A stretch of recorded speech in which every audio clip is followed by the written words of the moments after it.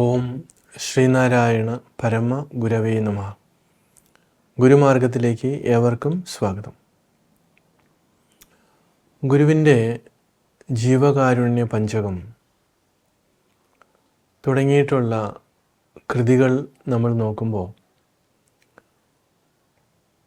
ഭൂതങ്ങളോട്, ജീവജാലങ്ങളോട്, പക്ഷികളോട്, മൃഗങ്ങളോടൊക്കെ ഗുരുവിന് വലിയ അനുകമ്പ നമുക്ക് കാണാം.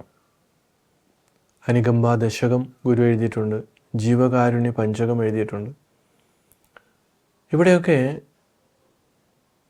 തൻ്റെ ഉള്ളിൽ കുടികൊള്ളുന്ന അതേ ചൈതന്യം തന്നെയാണ് ഒരു എറുമ്പിൻ്റെ ഉള്ളിലും കുടികൊള്ളുന്നത് എന്നുള്ള അവബോധത്തോടു കൂടിയാണ് ഇവിടെ ഗുരു ജീവിച്ചത്. അതുകൊണ്ടാണ് ഗുരു പറഞ്ഞ ഒരു പീഠ എറുമ്പിനും വരുത്തരുതെന്ന് ഉള്ള അനുകമ്പയും സദാ കരുണാകര നൽകുക ഉള്ളിൽ നിൻ തിരുമൈ വിട്ടകലാതെ ചിന്തയും.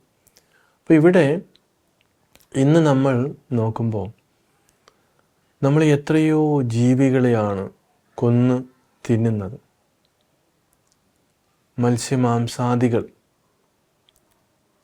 അത് ഈ ലോകത്ത് എന്നും എപ്പോഴും നിലനിന്നിരുന്നതും നിലനിൽക്കുന്നതും ആയിട്ടുള്ള ഒരു ഭക്ഷണ രീതിയാണ്. പിന്നെ എന്തുകൊണ്ടാണ് ഗുരുവിനെ പോലെയുള്ള മഹാത്മാക്കൾ അതിനെതിരായിട്ടും പറയുന്നത്? അത് നമ്മൾ വളരെ നിഷ്പക്ഷമായിട്ട് വിലയിരുത്തേണ്ട ഒരു കാര്യമാണ്. സർവം ഖലിതം ബ്രഹ്മ എന്ന് ഭാരതത്തിൽ മാത്രമാണ് അസന്നിഗ്ധമായിട്ട് മഹർഷിമാർ പ്രഖ്യാപിച്ചിട്ടുള്ളത്. മറ്റ് രാജ്യങ്ങളിൽ, ലോകരാജ്യങ്ങളിൽ അങ്ങനെ ഒരു തത്വചിന്ത ഉള്ളതായി നമുക്കറിയില്ല.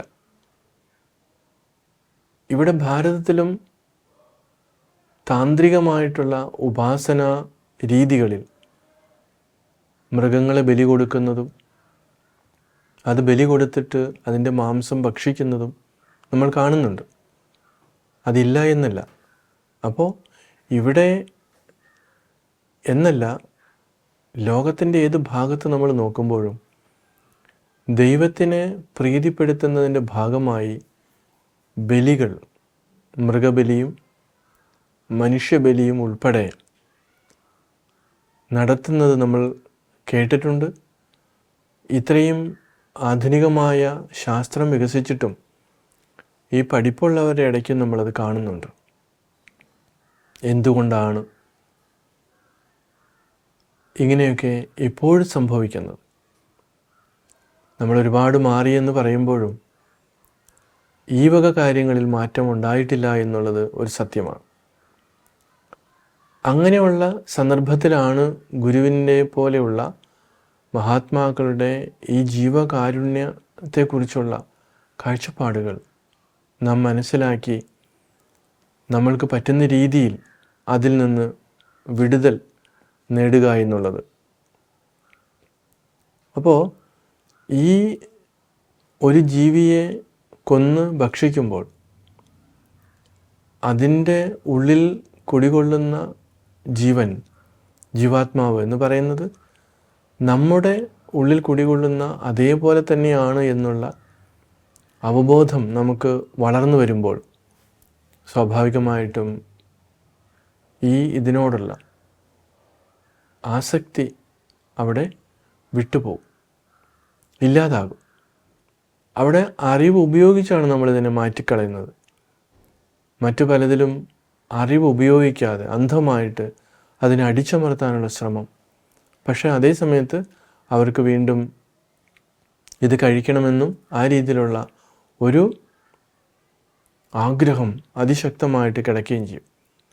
അതുകൊണ്ട് എന്തു പറ്റുന്നു? ആഗ്രഹത്തിനെ നമ്മൾ അടിച്ചമർത്തുമ്പോൾ പിന്നീട് അതൊരു അവസരം കിട്ടുമ്പോൾ 10 മടങ്ങ് ശക്തിയോടുകൂടി വെളിച്ചത്ത് വരികയാണ്. അതിൽ ഭേദം അറിവ് ഉപയോഗിച്ച് ഈ ആഗ്രഹത്തെ നമ്മൾ അതിവർത്തിക്കുക, അടിച്ചമർത്തുകയല്ല, അതിവർത്തിക്കുക എന്നുള്ളതാണ്. അങ്ങനെ നമ്മളൊരു അറിവ് സമ്പാദിച്ചു കഴിയുമ്പോൾ നമുക്ക് പിന്നെ ഒന്നിനെയും കൊന്ന് ഭക്ഷിക്കണമെന്ന് ഒരു ആഗ്രഹം ഉണ്ടാകില്ലെന്നുള്ളതാണ്. ശുനി ചൈവ ശുഭാഗേജ പണ്ഡിതാഹ സമദർശിന. അപ്പോൾ ഓരോന്നിലും, ഓരോ ജീവികളിലും നമ്മൾ എത്ര നികൃഷ്ടമാണ് എന്ന് വിചാരിക്കുന്ന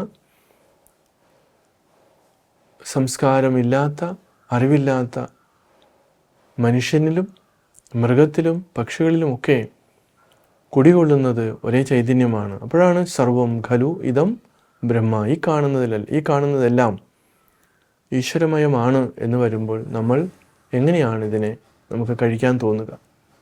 ഒരുപക്ഷെ നമ്മുടെ ഒരു അതിബുദ്ധി പ്രവർത്തിപ്പിക്കുകയാണെങ്കിൽ, അല്ലെങ്കിൽ അങ്ങനെയുള്ള ആളുകൾ ചോദിക്കും, അതും ബ്രഹ്മമാണെങ്കിൽ പിന്നെ കഴിക്കുന്നതും ബ്രഹ്മം തന്നെയല്ലേ, അതുകൊണ്ട് എന്തുകൊണ്ട് കഴിച്ചുകൂടാ? അപ്പോൾ നമ്മളെയും അതുപോലെ തന്നെ ഒരു സിംഹമോ അല്ലെങ്കിൽ മറ്റുള്ളവരോ പിടിച്ചു തിന്നുമ്പോൾ നമ്മൾ എന്തുകൊണ്ട് അത് സമ്മതിക്കുന്നില്ല? തീർച്ചയായിട്ടും ഭൂതങ്ങൾ, ജീവജാലങ്ങൾ, മിണ്ടാപ്രാണികൾ എന്നൊക്കെ പറയും, അതിറ്റങ്ങളൊക്കെ നമ്മൾ ഒരു കാരുണ്യവുമില്ലാതെ കൊന്ന് തിന്നുക എന്നുള്ളത് വലിയൊരു പാപം തന്നെയാണ്. അതിറ്റങ്ങൾക്കും വിചാരങ്ങളുണ്ട്. അവരുടെ ആ വിചാരങ്ങളെ ഒരു ഇതുപോലെ നമ്മൾ കൊടുക്കാതെ ആണ് നമ്മുടെ സ്വാർത്ഥതയ്ക്ക് വേണ്ടി അതിറ്റങ്ങളെ കൊന്ന് തിന്നുന്നത്. അപ്പോൾ അങ്ങനെ വരുമ്പോൾ അതിറ്റങ്ങളും ഈ പറഞ്ഞ പോലെ മനുഷ്യനെ ആക്രമിക്കുക, ഇതൊക്കെ ചെയ്യുമ്പോൾ നമുക്കൊന്നും പറയാൻ പറ്റില്ല. അതുകൊണ്ടൊരു യജ്ഞരൂപത്തിൽ നമ്മളിതിനെ കണ്ടാൽ നമുക്ക് ഇതിൽ നിന്ന് നമുക്ക് അതിവർത്തിച്ച് ഉയർന്നൊരു തലത്തിലേക്ക് നമുക്ക് പോകാൻ സാധിക്കും. അതായത് എല്ലാത്തിലും ആ ചൈതന്യത്തെ, ആ ഈശ്വരാംശത്തെ നമുക്ക് കണ്ടുകൊണ്ട് ശാന്തചിത്തരായിട്ട് നമുക്ക് മാറാൻ പറ്റുമെന്നുള്ളതാണ്. തീർച്ചയായിട്ടും അതിന് സാധിക്കട്ടെ. നമസ്കാരം.